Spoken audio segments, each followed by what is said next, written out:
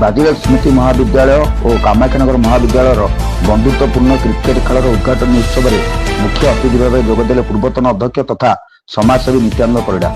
भुवन अंचल सर्वपुरातन बाजीराव स्मृति महाविद्यालय अनुष्ठित हो जाएगी बंधुत्वपूर्ण क्रिकेट खेल। अनुष्ठान अध्यक्ष अजित कुमार बेहेरा अध्यक्षतार आयोजित खेल में सम्मानित अतिथि भाव कामाख्यानगर महाविद्यालय अध्यक्ष श्रीयुक्त मंगल कुमार नायक जोगदेइथिबा बेले कामाख्यानगर महाविद्यालय 11 जन कर्मकर्ता खेलाड़ी भाव जोगदे। सेहीपरि बाजीराव स्मृति महाविद्यालय 11 जन कर्मकर्ता खेलाड़ी भाव अंशग्रहण करते। उक्त बंधुत्वपूर्ण क्रिकेट खेल उद्घाटन उत्सव में मुख्य अतिथि भाव अनुष्ठान पूर्वतन अध्यक्ष तथा समाजसेवी नित्यानंद परिडा खेल को उद्घाटन करते।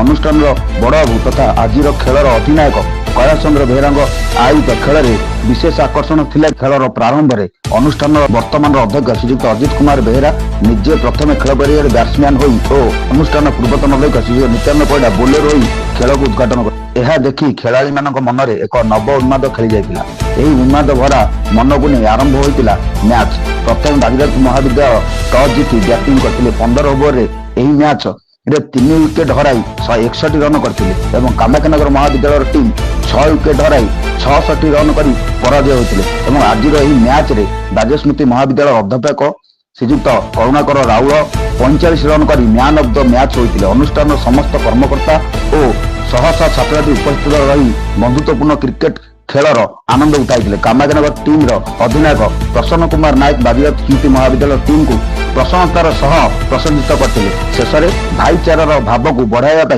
एकत्रित होई मिलिमिशि भोजन कर आनंद उल्लास घर को फेरी। भुवन कमलेश्वर महानगर रिपोर्ट।